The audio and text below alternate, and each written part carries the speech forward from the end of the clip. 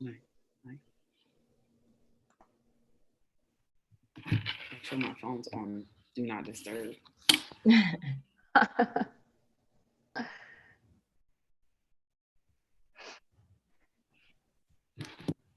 It always goes off when I'm busy, but when I'm not doing it never goes off.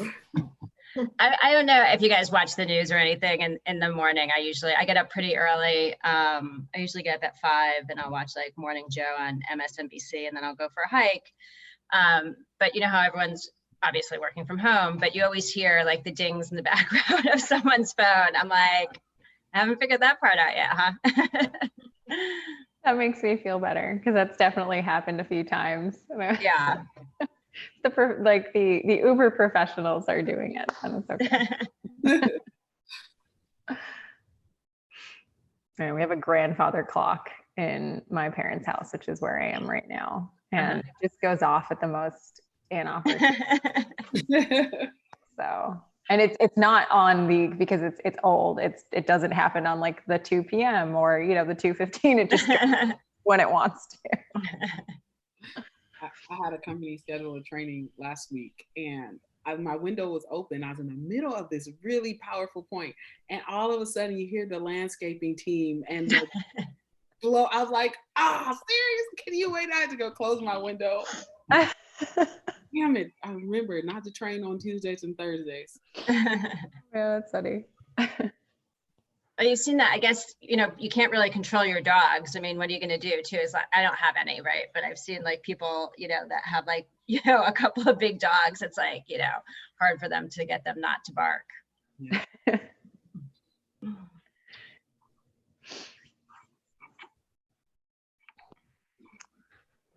Oh, actually, I should have asked, do you guys have a preference on who goes first in terms of their like 5 to 10 minutes?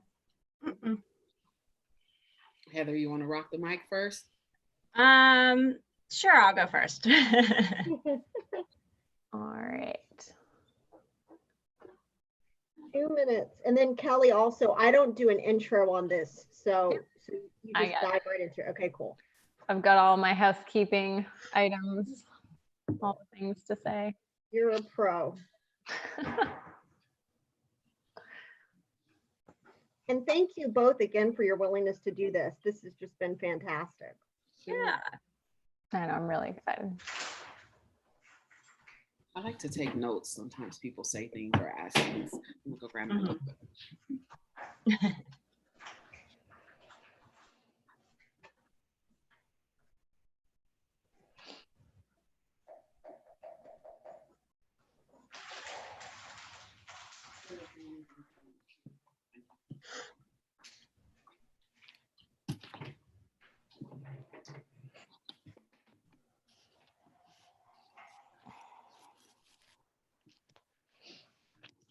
All right, 1 minute to showtime.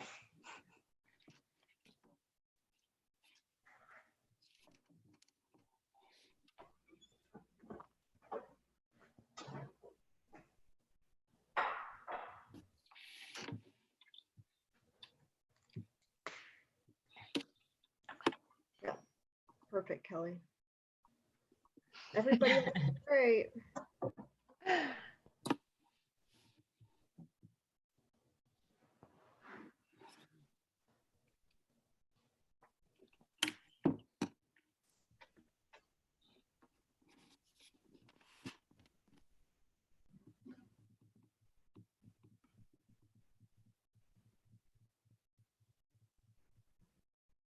You see me randomly dancing, I tend to play music in my head. Okay. And we're on in 5, 4, 3, 2. All right, good morning, everyone. I am so excited to welcome you to the installment of dot.LA Convenes, a speaker series devoted to empowering women in tech. I'm Kelly O'Grady, dot.LA's chief host and correspondent and head of video. I'd just like to take a moment to thank our partner for this event, Pledge LA, for being just as excited about dot.LA Convenes as we are, and for being so willing to help to put this on. If you aren't familiar, Pledge LA is a coalition of venture capital and tech leaders that work to measurably increase diversity, inclusion, and community engagement within the LA tech ecosystem, accelerating across and opportunities for all Angelinos. So thank you so much, guys. You are incredible to work with. So when we were thinking about the type of events that we wanted to put on, we naturally kept coming back to our mission here at dot.LA. So it's no surprise if you've been in LA that we've seen the development of a vibrant tech and startup ecosystem across a number of different industries. And that's where we come in at dot.LA. We're a media and events company with a mission of shining a light on the innovation in this very quickly growing community. So events such as today's are just one part of doing that. Obviously, we've had to switch to virtual, but hey, we're able to be flexible. So when we first came up with the idea for dot.LA Convenes, we were really inspired by the incredible women creating an impact in our community, but also acutely aware of the unique challenges that women in the space face. So our aim with this event series is to create a safe space to have really honest conversations, not just surface level, but honest conversations, build connections among women in these underrepresented industries, and through that, empower women in our LA tech and media community. I have personally been extremely passionate about this due to my own professional and personal background, so I'm truly excited to be a part of this discussion today. Now, a few housekeeping items before we jump in, just gotta go through it. All attendees are gonna be muted for the duration of the session. The speakers are going to be displayed on video throughout the discussion. You can do gallery view if you want everyone in the mix there. And then I really, really want to stress this. Our aim is to make this a two-way discussion. So we want to hear from you. At the bottom of the screen, you're going to see an icon for Q&A, raise hand and chat. So at any point, please feel free to submit questions, themes, whatever in the Q&A section, and we will make sure that we get to them throughout the discussion at some point. So if you want to share this afterwards, the recording of this event is going to be posted on our website by the end of the day. And of course, if you like this, please make sure to sign up and subscribe to our dot.LA daily newsletter so you make sure you catch every headline. All right, so let's get into it. I am so excited for this. The theme for our discussion today is ageism in the workplace. So older or younger, this is something that affects women at every stage of our careers. To that end, I have two really incredible women with me today. Cheryl Ingram, the founder and CEO of Inclusology, and Heather Wexler, the founder and CEO of Q-Career, both rock stars in their fields and champions in the community. So how we're gonna run this today is I'm gonna first give you ladies the virtual floor, if you will, for a couple minutes, introduce yourselves, and then talk a bit about your experience with ageism. And then once we finish up that, we'll just jump back into a discussion around some key themes. So, like I said before, anything that piques your interest, audience, even while Cheryl and Heather are talking, throw it in the Q&A section and we will make sure that we get to it later on.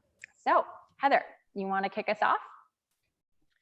Sure. So I will say, for ageism, I've had a couple of different experiences. And one of them was, before I started my company, I worked in, well, you probably don't know, but before I started my education technology startup, I worked in internet advertising sales for about 15 years. And one thing that and primarily for startups, right? So there was a lot of moving around because some startups were acquired and some went under, right? So probably I was moving around every 3 years, which is not abnormal in that industry. But as I was getting older, one of the things I noticed from the HR people, one of the conversations, became more about, are you willing to entertain at night? Because that industry, primarily, you're taking out young people at the ad agencies, and without them, and they would try, and obviously they can't come out and ask if you have a family or kids at home. But I would see HR people trying to weave that conversation in there as well, too. So it felt like not just ageism, but also gendered ageism, because I didn't see that. They're thinking that a woman would want to run home to her children and men less so. And then on the startup side, luckily I haven't faced too much of it because education technology and workforce development A lot of the founders do tend to be a little bit older, and the investors are fairly sophisticated in this space. But I have been around some VCs, you know, who have said, oh, I won't invest in anyone over 50. Now, I'm not 50, but obviously we're all moving towards there. And that rubbed me the wrong way, to be honest. Like, I thought that was not really appropriate to say. It'd be like saying I don't, you know, invest in anyone like, you know, under 21. Like, again, it's like any sort of ageism, like too old or too young, is obviously not appropriate. All right, so what's up, everybody? Am I good to go, Kelly? You're good to go. Take it away. I want to make sure I created space.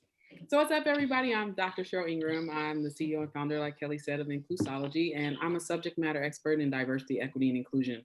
So I work with companies that go anywhere from small businesses to large enterprise, worked with grassroots nonprofit organizations. I've worked in educational systems, K through higher education, in a number of different facets, usually as a consultant that's doing something with diversity, equity, and inclusion data. And so for me, I'll start with a little bit, some clarity about ageism. So when we talk about ageism, what that means is that you are discriminating or creating a prejudice against someone based on their age that creates a negative outcome. So it's important for us to focus on the fact that the discrimination is leading to something negative that's impacting that person's identity according to their age. Okay, so remember that, because often when we talk about discrimination, we don't think about the fact that discrimination is indeed preventing someone from achieving something based on an identity or condition that they have. And some people can say that discrimination can be good or bad, but in the case of when it's an ism, the discrimination is always bad. Okay. All right, so when have I faced ageism? I have faced ageism a number of times, and mostly I'm going to speak from the perspective of the fact that it can happen to you when you are younger, but it can also happen to you when you are older. One of the first times that I really faced discrimination, I was in college, and I was doing an internship as a research assistant, and I was working in the state of New Mexico. I went to New Mexico State University, go Aggies, if there's any Aggies. And I was doing research, and at the time we were raising money to build the first early college high school in the state of New Mexico. So we needed to raise millions of dollars. And I was the person behind the scenes doing all of the research reports and calculating what the data showed us and how much each young student that would drop out or be pushed out of high school would cost the economy. So I was the number cruncher, and I had all the data, I prepared all the reports, and the woman who was the president of the organization, that was my boss at the time, was much older than me. And I remember she said, you've done the data, you've done the work, I want you to come sit at this table with me and tell these people about how you have found this data, right? So I go to this dinner with her, and she didn't really break down to me who was going to be there.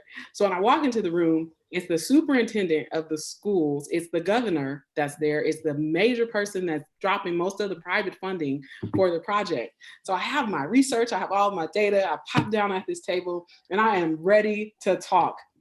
About 30 minutes into the meeting, I did not get to say a word, right? And everybody that was at the table at the time was much older than me. And here I was, this young 20-year-old Black woman sitting at a table, one being the only younger person at the table, but also acknowledging the fact that there were intersections there that could have also contributed to the fact that no one was listening to me, right? And so I was even reading the report, and it was like everything that I said was discounted unless my boss said it. So in order for them to hear it, she actually had to repeat it. And it was like a complete disregard for the fact that I was the person behind the scenes doing the work and had the information and the knowledge to really own that conversation. And I wasn't even getting the space to be able to do that. And so that's one way that I've seen discrimination happen in my position. And there are a number of other ways that I'm sure we'll talk about as we continue this conversation. Well, thank you both for sharing those stories. I'm sure you could see the reaction on my face. It's pretty visceral on both sides. You know, the point that you made, Heather, about not investing with someone over 50, that's absolutely ridiculous. And then on the other end, that someone who's 20 years old doesn't have anything to say, even though they're the person that did run the numbers. So I think that that's a really interesting segue into this idea of the duality of ageism, right? Because I think a lot of time when we hear it, you know, I'm just about to hit 30. I think, oh, okay, that's not going to happen to me for a while, right? But that's not true at all. I think that I'd love to talk about this element of credibility that comes with age. You know, it's lacking on the lower side. You have it on the higher side, but is there ever a sweet spot for women? I don't think that there is, in my opinion. The reason that I say this is because I usually work with HR when I go into companies and have to evolve their hiring practices to make them more inclusive, and their policies.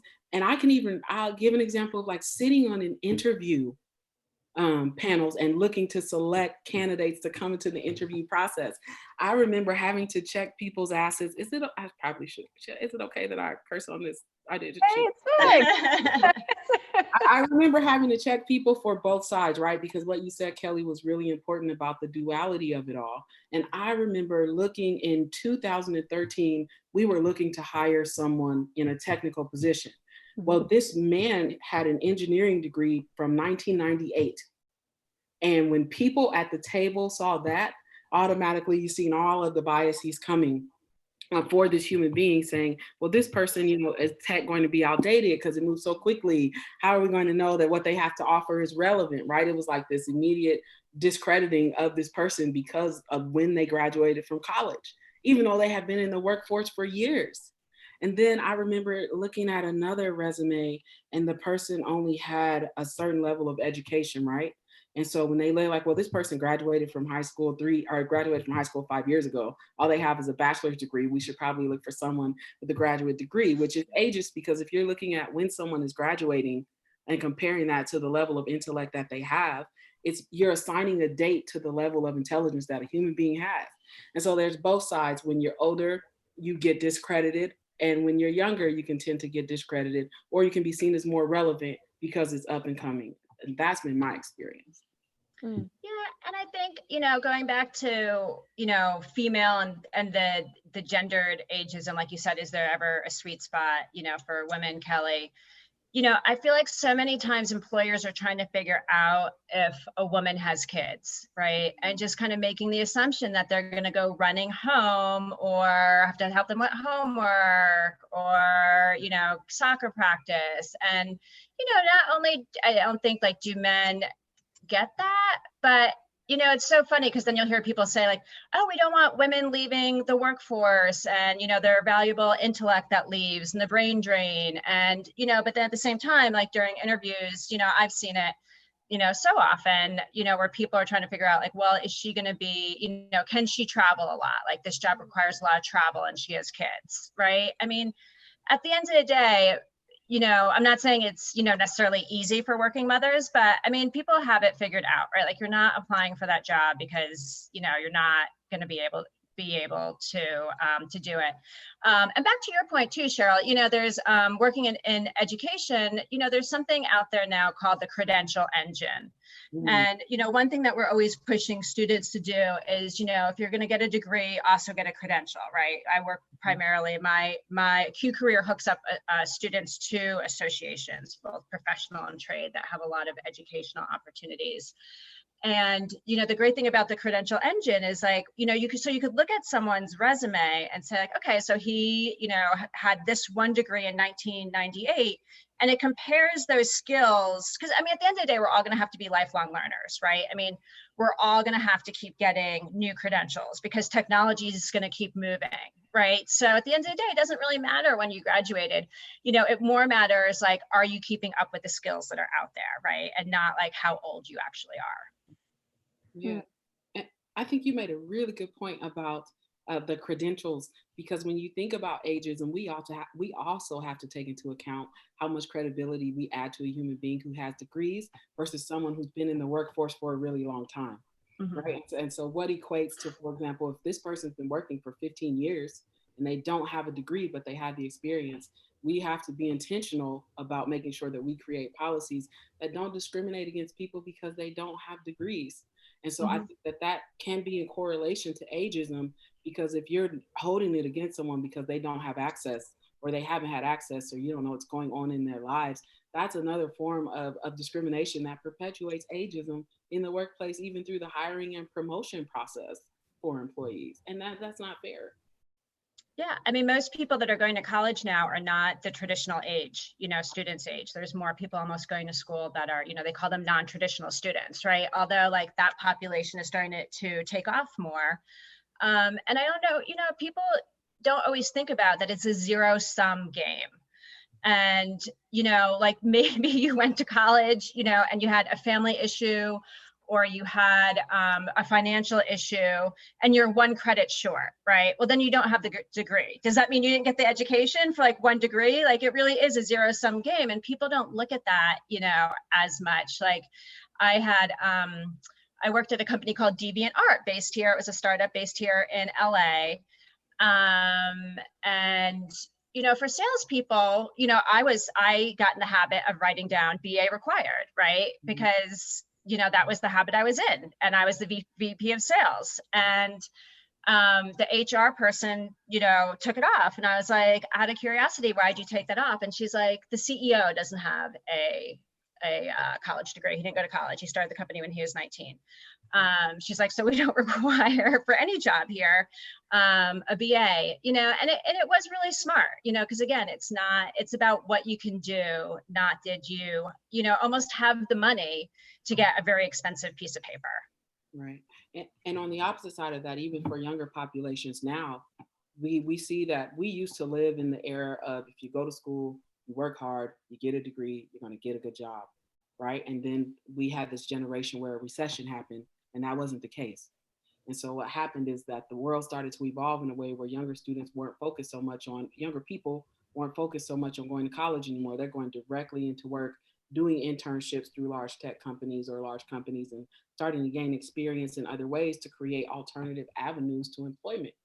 And so you see that, for students, we need to stop calling people non-traditional students. They're students, right? They're learners.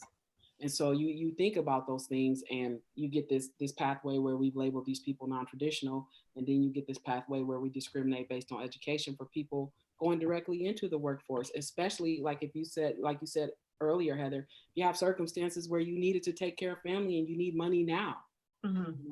So it's important to think about that duality again, like you mentioned earlier, Kelly, about the older generations and younger generations, and how there seems to be this common institution that discriminates against them, right? And depending on your intersections, you face more discrimination than others.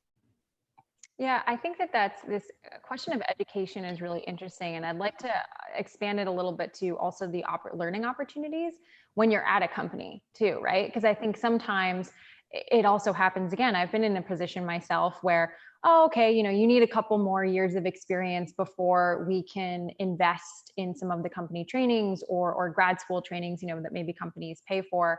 But then on the older side, I've also seen companies say, you're probably going to be retiring soon. We don't want to invest in arming you with the tools to be on the cutting edge of whatever it is that's important at that company. So I'm curious on both of your perspectives. Have you seen this happen?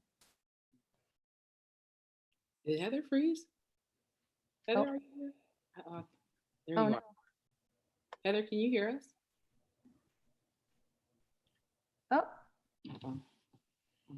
I noticed that her screen had went out. All right, I'll email her and see if maybe she wants to, or chat her. While I have a moment, I just wanted to say to everyone in the audience, there's a poll that came up, so definitely make sure you answer the poll. We're going to be using this in our discussion as we're going forth. But back to you, Cheryl.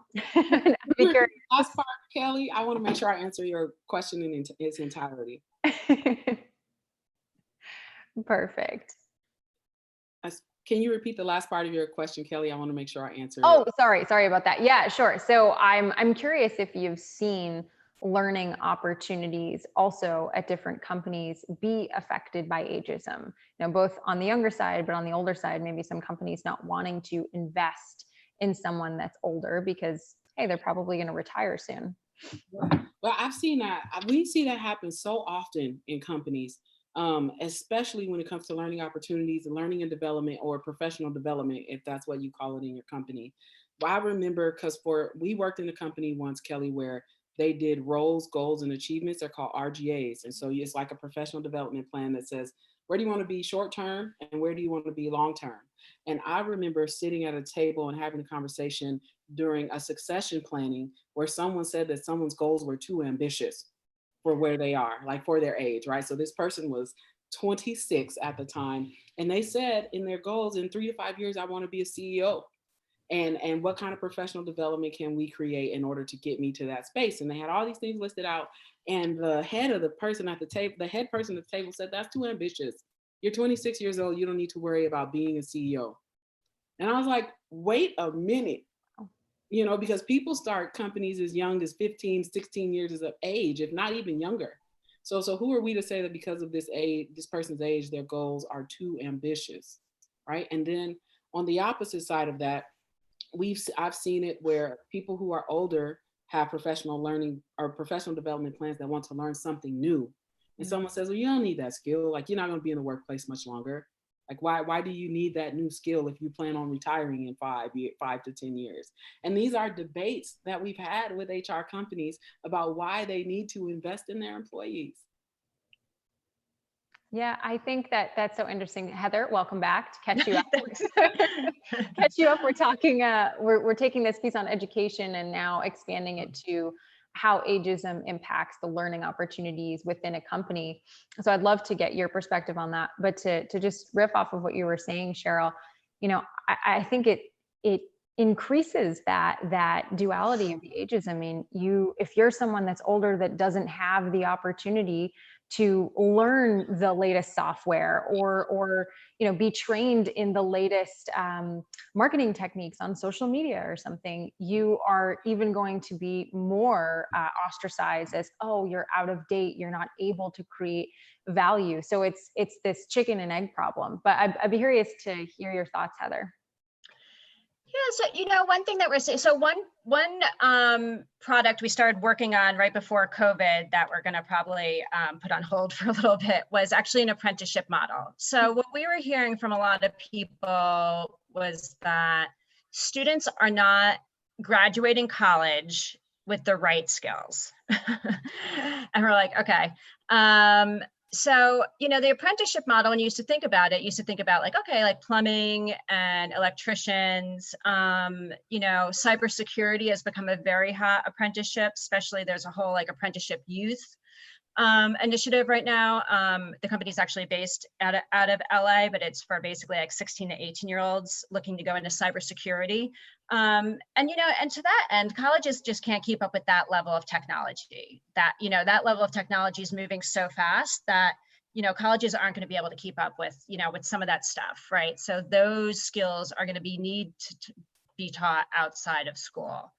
Back in the day, companies used to invest in their employees and used to train them. If you went to IBM, they would move you around the company until they found a spot for you, right? Like, what's the best spot for you? And that is not the case anymore. Like, companies don't usually lay out that money. I honestly think there's going to be a resurgence in apprenticeships, hence why that was going to be one of our products. But in a way, it's going to accelerate because what's going on with COVID right now is going to break the education system, and for the best, right? Whoever decided that, a 4-year college needs to be 4 years with summers off, with electives such as PE. I went to SMU in Dallas, Texas. I had to take 2 PE credits. Why am I paying the amount I was paying to go to a private school to take 2 PE credits, right? So I think now that with kids are doing learn at home, parents are going to really question, what am I paying for, right? And then companies are going to start to question, all right, like, how do we invest, in employees? And why we like the apprenticeship model is what we see a lot too, is people that do apprenticeships a lot of times aren't job jumpers, because an apprenticeship by definition is the learn while you learn model. You start here and you're doing, you're learning a skill on the job, which could be in tech, it could be in finance, it could be insurance, it could still obviously be in plumbing or, an electrician. And then you're also going to school. And I think we're going to start to see more of those models, and if that's the case, then hopefully, the ageism question, starts to dissipate. If we start just looking at skills and not like the piece of paper, but like more of like what a person is capable, is capable of doing. Yeah. Oh, sorry. It looks like you were about to say something, Cheryl. I hear that the fact that, and we can dive into this a little bit more later if we get to it. But when we have this idea of people having to prove themselves in a workplace, right? Mm-hmm. And so you start to prove yourself from the minute you walk into an interview room, and people hire you because you have proven that you have the competency, at least in most cases, outside of nepotism, etc. And so I think that it's important for us when you think about what it is that a person is doing. I think you mentioned it a little bit earlier, Heather, when in relation to educational institutions even, and the preparation that we have in order to prepare people for their roles. I think that even some of the things that we're learning in higher education are outdated, like you said, right?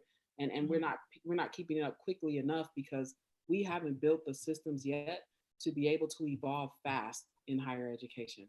Which in itself is its own business, or paid education in general. Yeah, Brandon Bastide, who I think he used to work at Gallup and now I think he works at Kaplan, but he's written a lot of articles, I think usually in Forbes magazine. And he talks a lot about, he coined this phrase, which is just why I'm quoting him, because he coined a phrase called cred degree, and it's credential plus degree, and we've been talking about it for a long time because again, we work with professional and trade associations, but like, that's why, I mean, one thing I was always super impressed with when I moved from the East Coast to California is, the community colleges that I was familiar with on the East Coast, are very different than like the California community college system. The California community college system is so impressive and amazing, and it's like, I feel like it's more, you get more bang for your buck when you're going to, and you also get to make, I don't want to say mistakes, but like at 18, a lot of students don't know what they want to do, right? So who can afford to go to, like, what is USC right now? Like 85, 90 grand a year, like something completely ridiculous. Like, who gets to go to school at 18 not knowing what they want to do, right? And like, oh, I'll take a English class, I'll take an art history class, right? If you're doing the, community college route, they have steps in case you do want to transfer into a 4-year, school. They also have a lot of industry credentials and they do a lot of apprenticeships, and I don't know if people realize, but the California community college system is the largest college system in the United States. It's literally like 2.1 million students that go to, out of 114 schools, but it's such an amazing program. But then you also get to, and I really do think we're going to see, what Brandon Bastide, calls the cred degree, where you're going to do a credential plus a degree. But I also think you're going to see a lot more co-op programs like Northeastern, right? Where it's like, semester on, then you do an internship, right? Because it's really going to come down to experience, right? And again, like, hopefully this will start to negate some of the ageism things if we're really just looking at the person's skills. Yeah, I mean, I think that this conversation about education is fascinating, especially when it comes to apprenticeship and succession planning and transferring that knowledge that is going to be lost when someone who's older retires. But I want to switch gears slightly because we have a couple questions from the audience. And actually, I'm going to read 2 of them because they're a bit related. And then I'd love to have a discussion kind of about what companies can do and if there are legal recourses, how HR can get involved when some of this discrimination happens. So the first one is from Vince Smith. Thank you, Vince. So he asks, is there a common outside legal path for a person suffering discrimination within a company if the internal HR resolution process breaks down? And so I want to put that in context of another question that was raised. And this is a terrible story. So I appreciate this person sharing it with us. It says, I'm 47. I was terminated last week after 2 years of working for an under 40 boss that kept telling all of my coworkers, who were all in their 20s, that old people are disgusting and that everyone with wrinkles should get Botox. He said that when he turns 40, his career in advertising will end because he will be too old. Meanwhile, of course, this person is embarrassed. Have you had something like that ever happen to you? Have you seen it happen? And I'd love to have a discussion about kind of when you face something like that. Going back to Vince's question, what are the legal recourse that you can take within your own HR and then outside? So there are legal, obviously it is illegal to discriminate against age. And California, I don't know if both these people happen to be in California or not, but California has also pretty strict rules, right? So you'd probably go through like the EOE, to do it. Now, having said that, it's not always easy to prove age discrimination. And it could be costly, right? Because I mean, like when you're looking at it, like the legal recourse is really like suing the company, right? Now, again, like if it's a startup or whatever, sometimes it's worth them just settling, right? And not getting that press, if it's a startup, depending on who they're funded by. And, the VCs can picture the 40-year-old saying stuff like that, they might want to settle. But usually it would, it's not, unfortunately, it's not always, not a cost, it's, could be a costly pursuit. But again, there are resources out there, and I'm sure there's lawyers that might even do it pro bono. But yes, technically, there are legal recourses, and especially in California. I know a lot of the startups I worked for, when firing someone, we're very sensitive to it. So I've had a couple of cases where I had to dismiss someone. And at one time I was working it was a startup division within a bigger corporation. And they had a massive HR department. And the amount of hoops I had to go through before I was able to dismiss that person.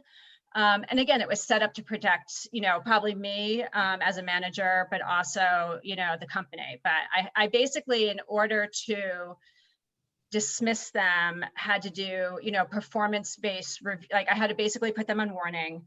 And then I had to do 3 follow-up, like 30 days. So like 120 days out. Follow-ups of performance reviews, right? And then California is that way. I mean, like you definitely would have a legal thing. I mean, because I know for having been on the opposite side of that as well, is having to get rid of someone who is older. The company was afraid that they might come back and say that it was ageism. There are quite a few things you can do. I'm going to try to be very succinct about this. So there are a few organizations that you can contact if and when you feel like you face discrimination outside of the workplace. You can think about the ACLU, where you file a complaint. If your company is EEO compliant, then you file a complaint there. You could also ACLU, EEOC, and even the NAACP. So most people think when they look at organizations that have certain acronyms that apply to certain identities that they're going to be discriminated against, and that is not the case. And so if you, for example, need legal support and you don't have the funding to get that, go through those organizations because they tend to have alternatives for you if you can't hire a lawyer. There's also some organizations, and they're usually local to your city or your state, that will review your case for free, but you need to go look them up. And you may even want to contact your local bar association to see where those people exist, because even within law firms, there are certain lawyers who would do things that are pro bono, but you have to look really deeply for them. The next is if you're in a workplace, for example, if you're in HR, what Heather said was very true. Ageism is extremely hard to prove in a workplace. So you need some data. And what I mean by data is if you know that you're going to lose your job or that things like that are happening, you might want to look at if you have specific reports or even ask someone in HR for data based on, and not revealing any employee's identity, but data based on promotion, tenure, pay, etc., on age, and look for those trends to see if indeed there are gaps within that company. If there are, they may not share that data with you, but if you request it and you document it and they don't share that data with you, then you can report that there's an issue, right? And someone might come in and do some sort of audit in some way, shape, or form. Also, if you're in HR, and you know that you may have some sort of arbitration process or conflict resolution process, you should be creating policies for people to either use your company's legal representation in an issue where you have to do some sort of arbitration, because the person in HR could be the person that is displaying ageism, and they may not be the person that you want to go to. But if they're not, you want to have some sort of arbitration process where you can request legal representation on behalf of the company. Because what that does is says that this company is going to have to spend money if you file a complaint, and I guarantee you they're more likely to address your complaint if you go that route. Well, I think both of, oh, go ahead, Joe. And to answer your question, yes, I've seen this happen a few times. Yeah. Well, I think those resources are, I mean, I frankly didn't even know that, you know, there were all of these different avenues. So I think that that's really, really valuable for our viewers to hear and to keep in mind as either we experience it ourselves or see it happening to other people in the workplace. Another question that came through, so now we're backing up before someone has the job, right? So how does one handle a job search and the issue of ageism? I've had people super interested on the phone and on paper until a younger person meets or sees me. And generally I get no feedback. They just don't respond any longer, likely out of fear that they're going to be accused of ageism. I have extensive skills and credentials and even tech knowledge. I also don't look my age. But you know, even if they think I'm 10 years younger, I'm still on the older side of what they want. Is there any advice? So I think I would pose this of, you know, the larger topic. Okay, so we're on the older side, we're looking for a job. And I think we can also think about this on the younger side too, right? Of how do you prove your worth in the job search process, and how do you dispel those assumptions when you only have a couple minutes to make an impression with someone? Yeah. I there's a duality here, because if you're from a company and you're in a hiring position, you need to know that the process that you create for candidates needs to be equitable and equal. Okay. And what I mean by that is you need to be looking at some of the language you put in your job descriptions that can turn off certain individuals according to age. So bias in language when it comes to ageism is important in your job descriptions. So you need to be mindful of those things for any identity, but since we're talking about ageism, that in particular. You also need to be clear about what the qualifications are for the job, right? And you're hiring someone based on a job. And the rubric or deciding factor for that job should be whether or not they meet those qualifications. I also am going to be very transparent about the fact, go where you are appreciated if you are a candidate, okay? And one of the ways that you do that is you need to do your research on a company. Look at who's on their leadership team.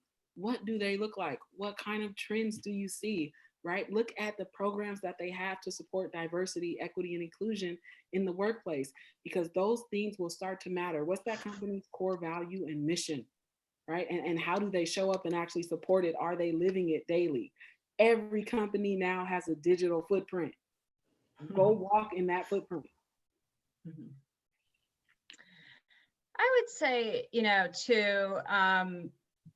to the person's point about like, I look it on paper and then I get in there and, they're like, oh my God, this person's older. I mean, I've had headhunters when I was looking for internet advertising sales jobs, like tell me, take off the year you graduated from college.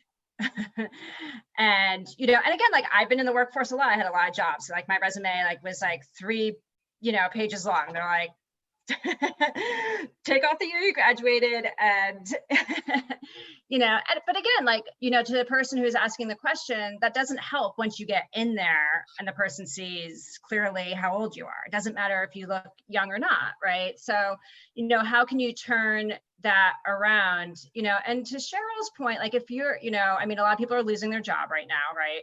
And a lot of people are going to be looking for a job. This is where networking is super important, right? So I talk to students about this all the time. I have a book for students and it's called Who You Know.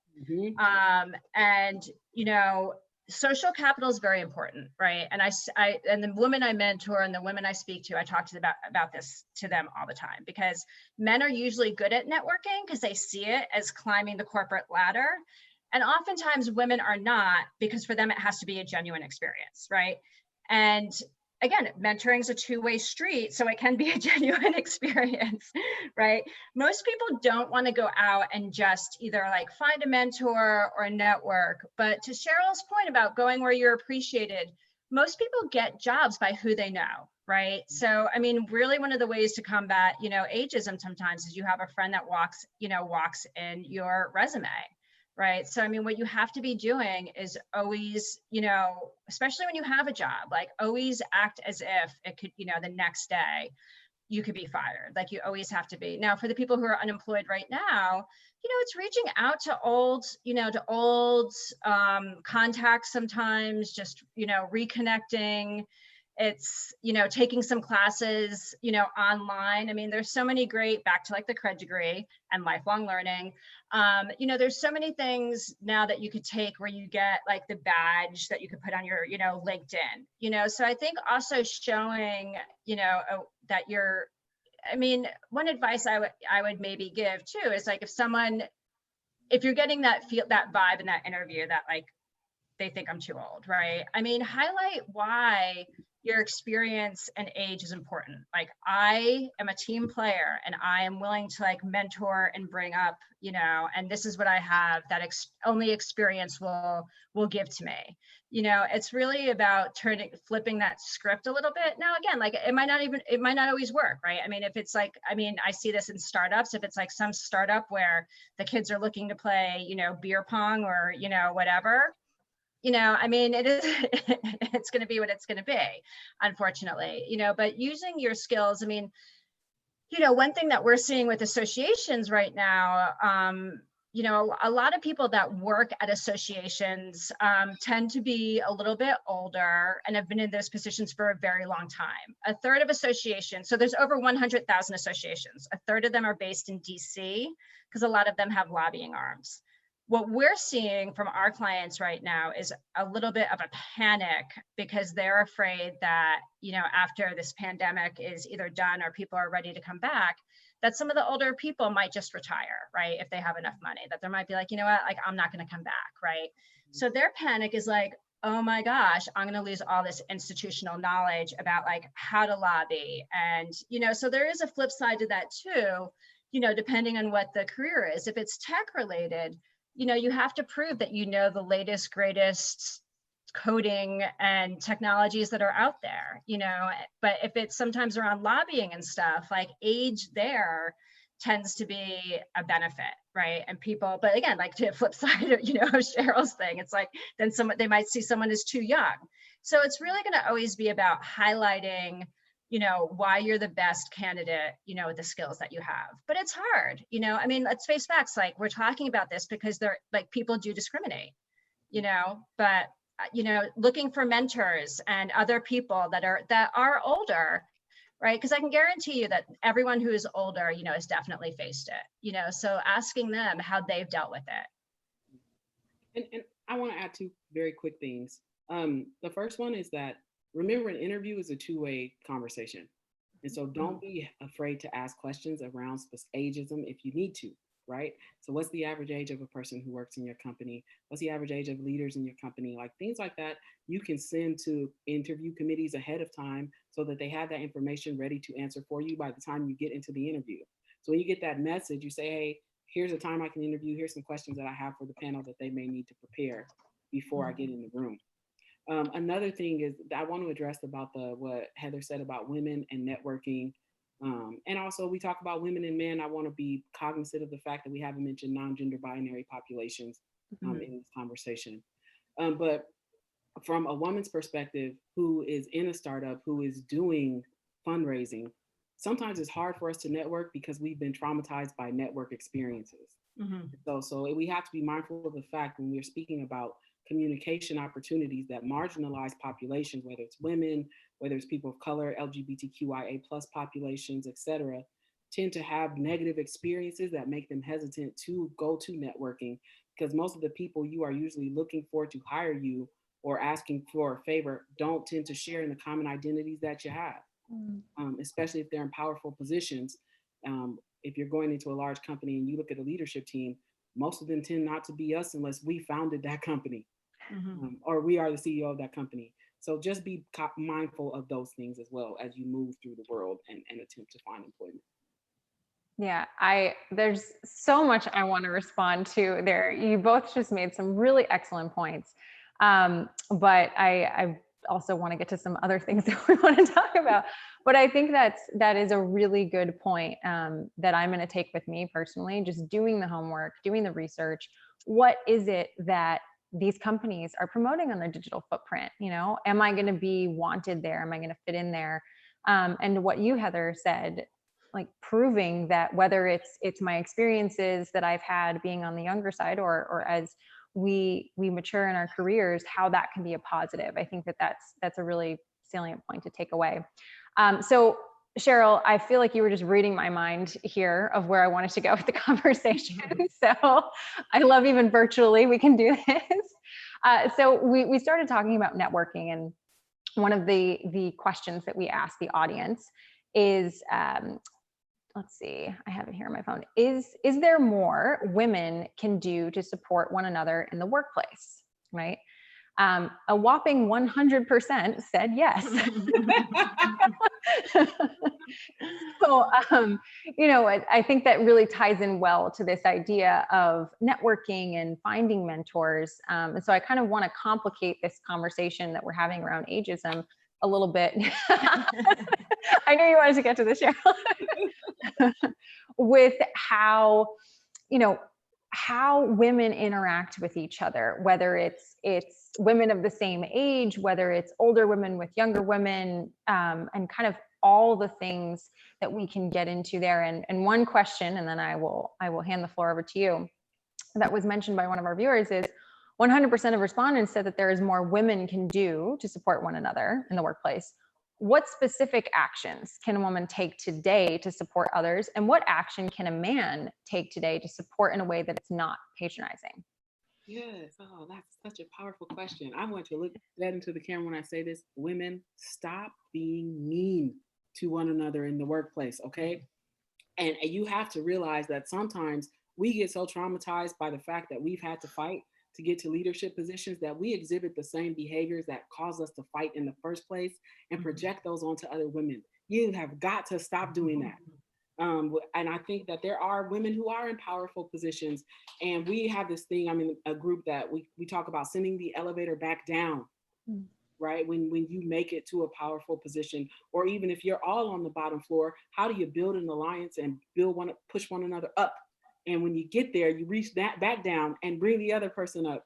And so I think for women, it's important for us to create those mentoring programs, those succession planning processes, those sponsorship programs. And let's be clear about the fact that a mentor talks to you, a sponsor speaks for you. So they have very different roles. I mean, we see now one of the most dominant practices I see happening are the women employee resource groups. So whether they're women engineers, lady bosses, et cetera, in the workplace. And I think when you build really powerful processes inside of the workplace and professional networks outside of the workplace that are intentional about giving women spaces to empower themselves, we'll start to see more change. And I think, without rambling on too far, that Me Too started some of that process to build women up in the workplace and stop some of the bullshit that we face on a regular basis. But there's also a lot of stagnation around the hesitation to hire women because of it. And so we need to work together to navigate both. Yeah, and I would just, add on to Cheryl's point. You mentioned like lady bosses and some of the other groups. I think seeking out some of those groups. I know there's also one called Upward Women, and it's all for women at, in different corporate levels, and they do different events. But having a safe place to go that, like, if you do have an issue, at work, that you can go and talk to. Again, like I hope everyone knows what a professional and trade association is, because I keep mentioning associations. But oftentimes within associations and those chapter associations, they sometimes do even have like women's groups.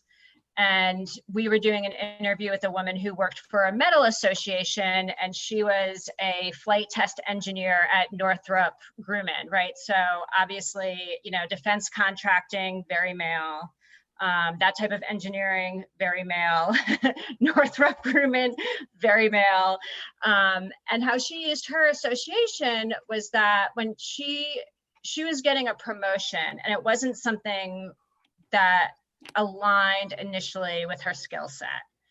And she was almost thinking about turning it down. And she turned to the women's group within her association, you know, and I think even like they probably do it virtually, because I don't know if they had, she's obviously, I think in San Diego.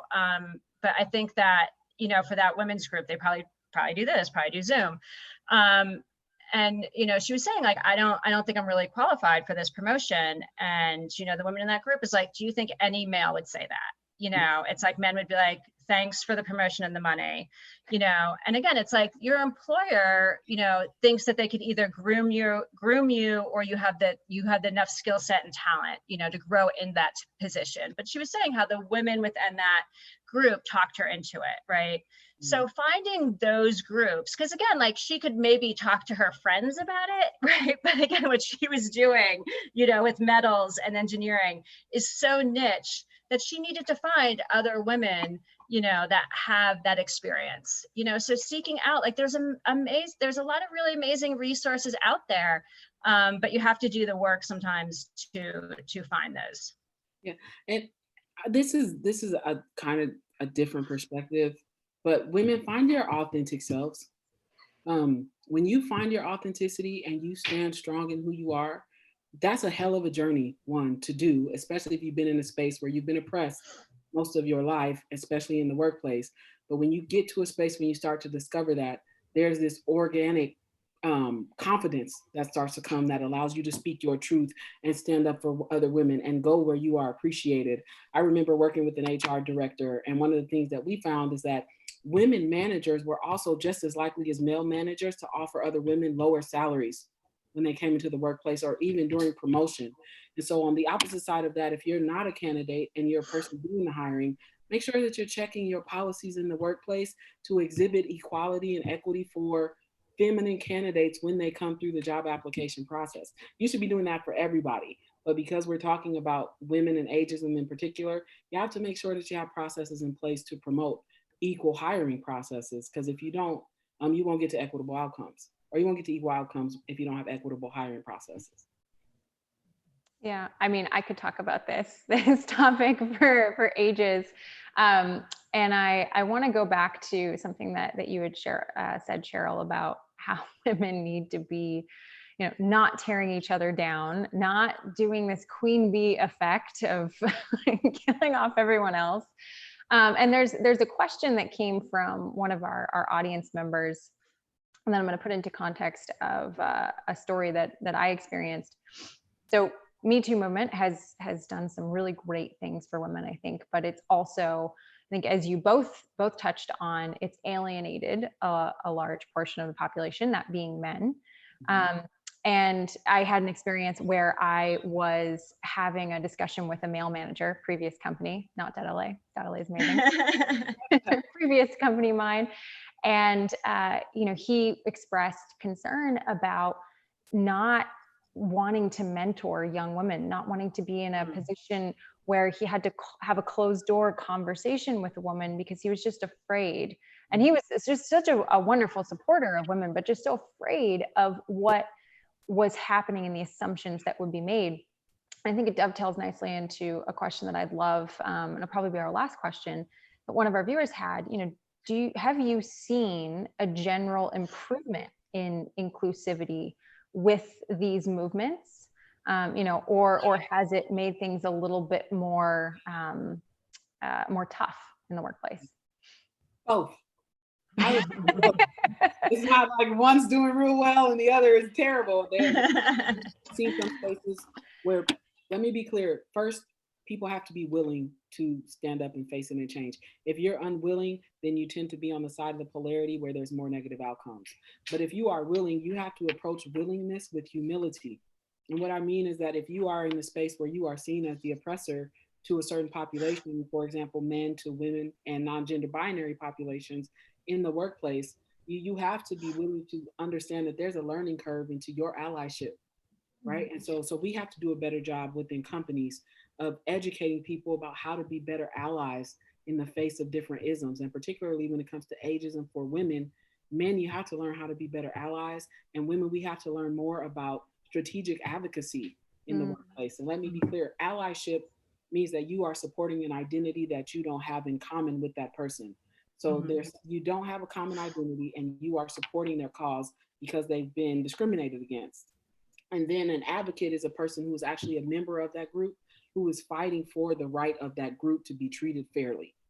And so when you think about that and you're creating programs and learning opportunities for advocacy and allyship, make sure that you approach it with both lenses. And to answer your question, inclusivity has been a hell of a task for many companies. I mean, we're even still in the space in DEI, diversity, equity, inclusion, trying to find a common language that is efficient for all of us. And so I would say that we've seen some great strides for some companies, and then we've just seen some companies fail miserably or sink when they tried to swim.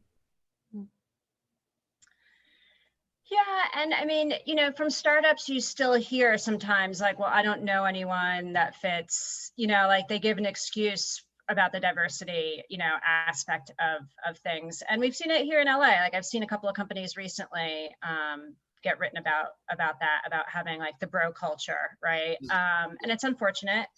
And, you know, and I partially blame some of the VCs, to be honest. I mean, the VCs give these companies money and demand a board seat and then let them run amok, right? And don't hold them accountable, you know, like diverse, like there's certain VCs where there has to be like diversity, like Kapoor. But, you know, until we start seeing too, it coming from some of the people that hold the purse strings, it's still a fight, I think, for, you know, for that level of diversity. And, you know, I think people's talking when we talk about this too, giving different analogies. So there's an analogy that I always loved, and it was, I think when the Fitbit came out, there was another health, you know, wristwatchy type thing that came out too. I think it was called, maybe it was one of the Bluetooth or whatever, I can't remember the name of it. But you know, I heard this woman engineer, you know, speaking about it. I think she was at Pinterest at the time, but she used this analogy and she basically said, look, like that, they marketed that as a health application, right? So everyone would want to use it because it's measuring like your sleep and how much, you know, and how much you walk, right? How many steps you take. She's like, all the engineers on that team were men, right? So what was the thing that was missing from the amazing health app, right? Because all the engineers on the team were men. Tracking the menstrual cycle, right? So as a woman, as women know, you know, from the time you turn like 18, you're either trying not to get pregnant or trying to get pregnant, right? So tracking your menstrual cycle is very important. So if you're marketing something as a health app and you completely, right, and 50% of your population who wants to buy that, you know, you're not measuring that, you know, what are the most important thing to women, you know, is it really an all-inclusive health app, right? And, you know, and she is, you know, it's a funny, you know, a little bit, you know, I don't want to say crude, but, you know, it was making a point very directly where if you would have just had one woman on the engineering team, right? I mean, it would have been super comfortable to say like, hey, we need to track women's, you know, menstrual cycles. But again, it's like they completely missed out on that aspect of the health app because of that, right? So when you're talking about diversity too, and one of the companies that have done the best job with this was Intel. So like the CEO came out a few years ago and said by 2020, I want the Intel to look like what the population of the US look like. And I think they got there by last year. And he said, you know what, like our revenues have never been higher, you know, like we're doing such a great job. And it's because what diversity of the people, right? Everything from different age, different genders, you know, different backgrounds, not everyone, you know, went to Harvard, you know, just everything, socioeconomic diversity, like everything. Made the company better, right? So, I mean, also if people want to be selfish about it, right? Your company, to be able to succeed, needs to have diversity in age, diversity in gender, diversity in everything. Yeah, because remember, diversity is not just visible, right? It's visible and invisible identities that you have. And all of them are important. But let's be clear about the fact that if there's homogeneity in your workplace, there's probably discrimination somewhere in your hiring practices. And so you have to make sure that you are accounting for all the identities, because what we see is companies throw the word diversity around and they don't know how to practice it or what it means in relation to inclusion and equity, which is why it's important to think about those. Well, I think that was an incredibly powerful way, story point to wrap up on. I just want to take a beat to thank our partner Pledge LA for their help with today's event. And thank you so much to you both, Heather and Cheryl. I can't say enough how much I appreciate your candor and your willingness to share your experiences. I had such a great time today. Me too. Thank you for inviting me. Thank you so much. Finally, thank you so much to you, our audience. We're thrilled to continue connecting with you during this time. If you want more content from .LA, go check out our website, sign up for our daily newsletter. Don't forget to follow us on social media for our exclusive video content.